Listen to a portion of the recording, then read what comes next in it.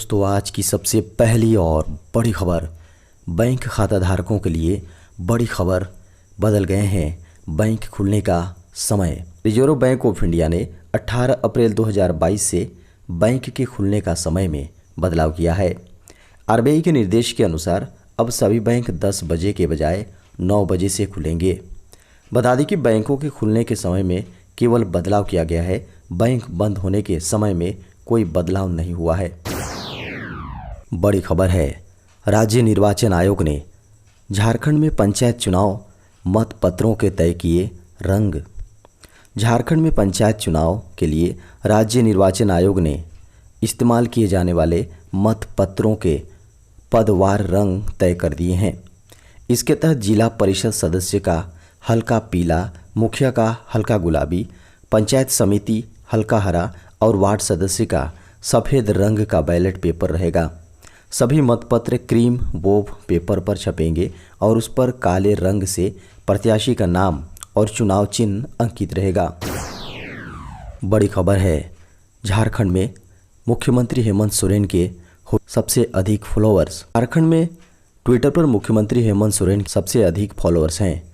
वहीं दूसरी ओर झारखंड मुक्ति मोर्चा विधायक सीता सोरेन से राज्य सरकार के 2 मंत्री बन्ना गुप्ता और जगन्नाथ महतो को छोड़कर सभी मंत्री पीछे हैं। इन दिनों राज्य के लोगों के लिए अपनी समस्याओं के समाधान को लेकर सरकार का आकृष्ट कराने का एक सबसे सशक्त माध्यम बन गया है। इसके माध्यम से लोग निरंतर अपने क्षेत्र की समस्याओं का जिक्र कर केंद्रीय मंत्री अर्जुन मुंडा और मुख्यमंत्री हेमंत सोरेन तथा अन्य मंत्रियों को टैग करते हैं। यह मामला सरकार के संज्ञान में आने के बाद केंद्रीय मंत्री, मुख्यमंत्री और मंत्रियों द्वारा समस्या समाधान को लेकर आवश्यक दिशा निर्देश दिया जाता है।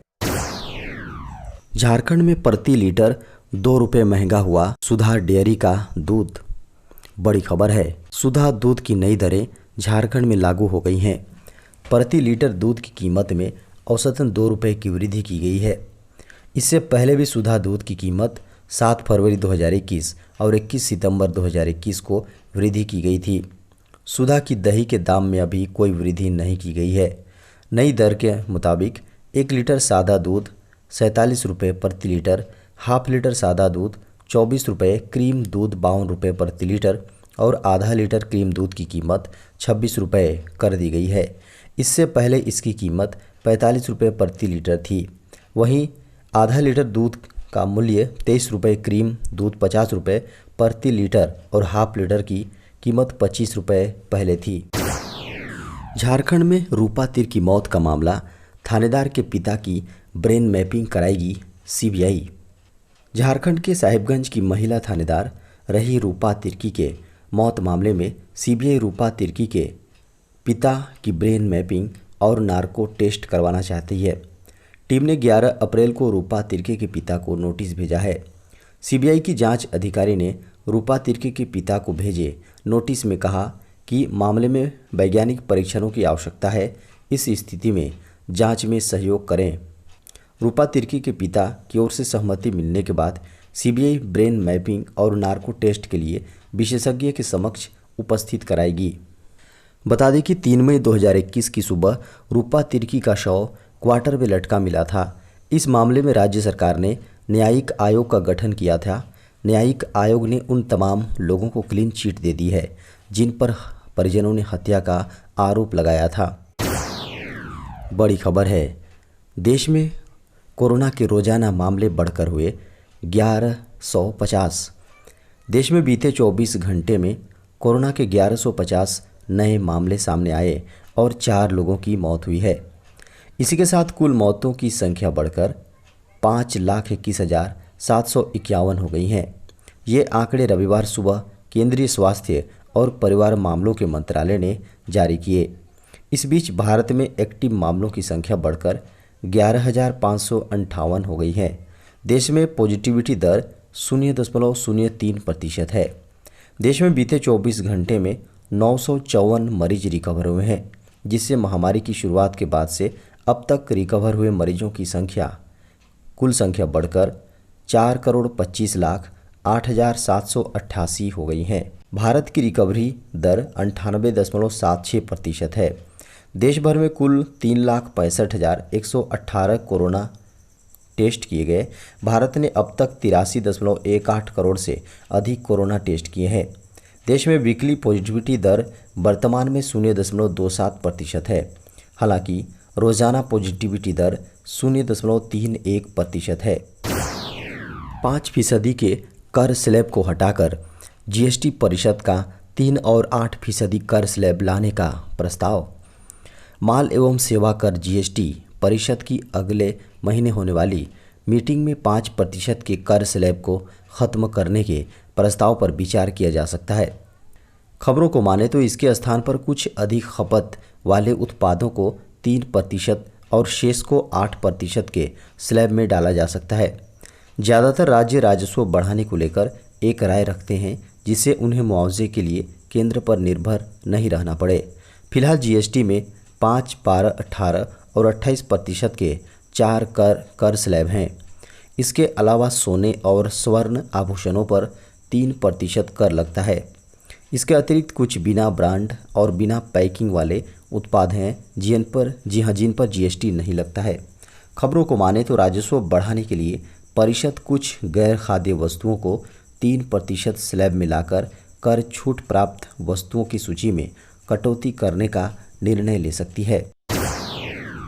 झारखंड में भीषण गर्मी से 22 अप्रैल तक मिल सकती है थोड़ी राहत।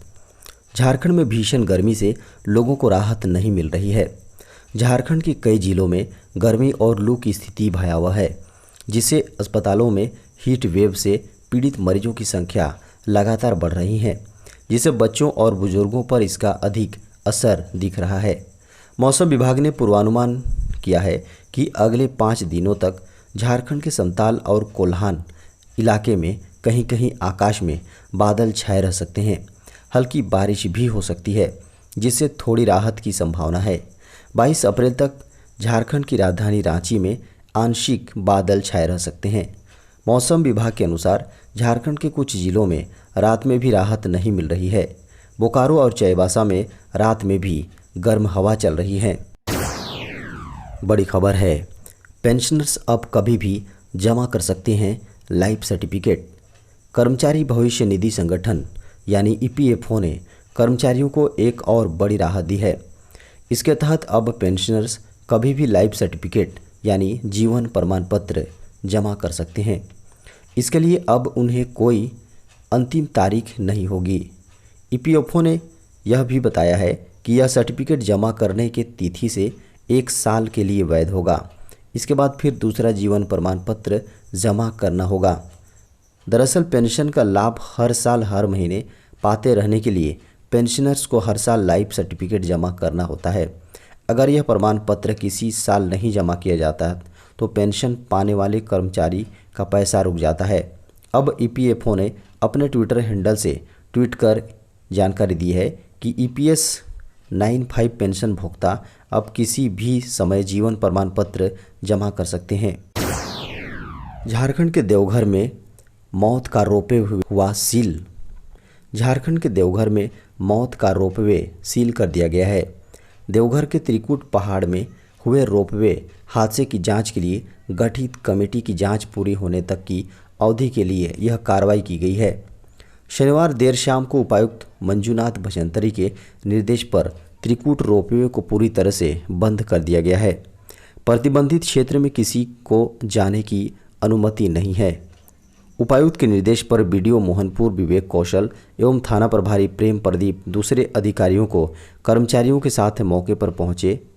रोपवे के ट्रॉली चैन कार्यालय सहित सभी क्षेत्रों को लाल टेप लगाकर सील कर दिया गया। सुप्रीम कोर्ट में निकली 25 पदों पर भर्तियां। सुप्रीम कोर्ट ने कोर्ट असिस्टेंट पद की 25 रिक्तियों को अधिसूचित किया है। योग्य उम्मीदवार 18 अप्रैल से 14 मई तक sci.gov.in पर आवेदन कर सकते हैं।